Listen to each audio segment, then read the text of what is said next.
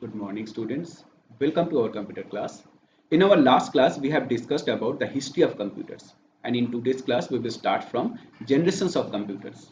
And after that, we will also learn the characteristics and limitations of computers. So let's start. Early computers were huge machines developed by governments and institutions. That means that time people could not have their own computers because of the huge size of the machines. And machines were costlier and used to generate a lot of hits.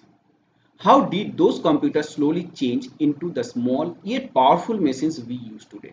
It was the improvement of technology that brought about these changes. There are five generations of computers till date, first generation to fifth generation. First generation computer, unreliable, means computers were not that much reliable, means computer could make mistake. Very costly, computers were very costly, individual cannot have their own computer. Consumed a lot of electricity, means it requires more power. Generated a lot of heats, means it emits a lot of heats, and for that it need to be air conditioned, so air conditioner needed. Slow input and output devices, means input and output devices used to take input and give output very slowly. Huge in size, so could not be moved from one place to another place, just like small room. Okay, so example ENIAC and UNIVAC. This full form of ENIAC and UNIVACs are given in this chapter. Already we have learned in our last class. This generation's period was 1940 to 1958. Then second generation 1959 to 1963. Reliable and faster than first generation computers because it is second generation. Smaller in size as compared to the first generation computers, but still the computers were very big. Generated less heat as compared to the first generation of computer, but still AC were required to make the machine cool. Consumed less electricity as compared to the first generation of computers. Still very costly and air conditioner needed, as I told. Example IBM 1401, RCA 501, Honeywell 200. Okay. So this is second generation computer. A picture has given here IBM 1401. And in second generation computer, transistors were used at the place of vacuum tubes which were used in first generation computer for processing. So first generation computer used vacuum tubes for its processing, and in second generation computer vacuum tube was replaced by transistors. So transistors were little faster than vacuum tubes and it generates less heat than vacuum tubes because in vacuum tubes there was filament and filaments emitted a lot of heats. Then third generation computer. The period was 1964 to 1970. Generated less heat than second generation computer. Lesser maintenance, that means maintenance cost was less. Air conditioner needed. Small in size than second generation of computer. Faster than second generation of computer. Still costly. More reliable than first and second generation of computer. Large scale integration. Use of integrated circuit. So this is IC or integrated circuit which replaces this transistors of second generation computer. Here in IC hundreds of transistors could placed. So it was faster than second generation computer, means processing power was more. Consumed lesser electricity. Example IBM 360, Apple I, ICL 1900. This is one picture, the picture of IBM 360. Then fourth generation of computer 1971 till present date, fourth generation. That means nowadays all our computers are fall in this generation, fourth generation. Computers are very cheap, that's why we can buy computer for our own use. Very small in size, no air conditioner needed. Computers become easily available in market. Very large scale integration, that means here many IC was placed in a single silicon chip, that is called microprocessor or processor, CPU.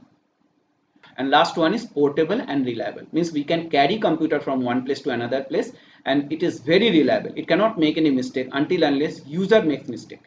So this is the picture of microprocessor which is very large scale integration, in short VLSI. Example IBM PC, Apple Mac, HP 9000. Okay, so this is a picture of Apple Macintosh.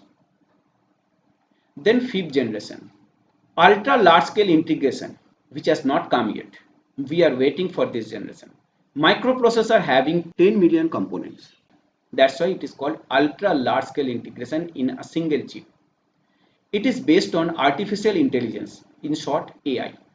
AI is a technology that enables a computer to think, learn and change like humans. Means it makes the computer to take decision in alternative situation. Some example of AI used these days are Siri, Google Now and Cortana. These are intelligent digital personal assistants on iOS, Android and Windows operating system. iOS means Apple's operating system. Call of Duty, a video game and the Google and Tesla self-driving car use AI technology, means artificial intelligence. Next is characteristics of a computer, means the feature of a computer, or we can say the advantage of computer. The widespread use of computers today has made lives easier because computer has been made to make people's life easier. This is one invention. Computers are huge sources of information and entertainment. We can get information from computer, any type of information. We can use internet also to get information. In internet also we use what? Computer. And in entertainment field also we use computer to listen song, to watch movie, to play game, etc. They have also made communication easier because we can communicate from one computer to another computer over the internet or in a small network also. Some characteristics that have made computers so universally powerful and useful are as follows. What are those? First one is speed. Speed refers to the amount of time taken by a computer to perform a specific task. A computer can carry out millions of instructions in a few seconds. Its speed is measured in megahertz, MHz or gigahertz, GHz. So computer performs multiple tasks in a fraction of seconds. That means it is very fast, faster than any machine. Then accuracy. If the input and instruction given to a computer are correct, then the result it produces will be accurate. That means computer cannot make mistake. If you make mistake as a user of the computer, computer will generate wrong result. What is the output you produce on tracking a page full of sums? When we need to do many calculation, we may make mistake, but computer cannot. Then diligence. You can get tired, but computer does not. It does not feel bored. It can do repetitive tasks for as many hours as you want it to.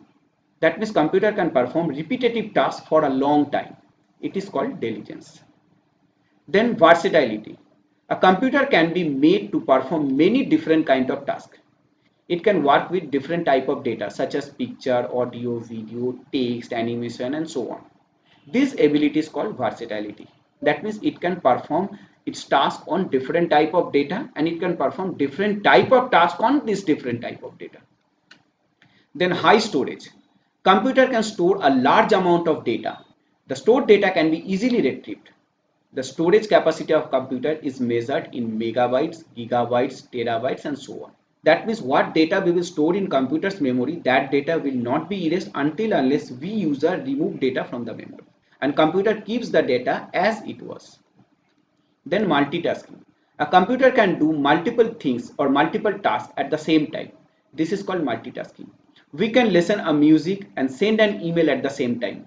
Sometimes we are typing in Microsoft Word and we are feeling bored at the time of typing the text. So we can play a song in computer.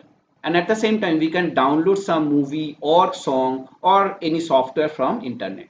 So computer will remain busy with these three tasks at a time. You will not be able to understand that which one is getting processed when. Then limitation of computers. So computer has many advantages but few limitations are also there. Along with its strengths, a computer has certain weakness or limitations. A computer doesn't have feeling like a human being does. That means computer doesn't have any feeling or emotions. It is fully dependent on the instruction it gets from human being. So whatever instruction or input we will give to the computer, computer will work accordingly. It cannot think or take decision on its own. So at the time of doing some work, if computer fails to do that, computer cannot take alternative decision to do the work in some other way, which human can. So these are three limitations. Computer need to be operated by human. Computer doesn't have any feeling or emotion. Computer always depends on user's instruction and input, and it cannot take any decision. Okay. So we have completed the chapter. Now what you will do? you will do the check your progress in your home in copy, not in book. Then you will learn all these keywords and let us recall. Then you have to do the exercise, try yourselves, which we will solve in our next class. So wait for your next class. Till then, bye. Have a nice day.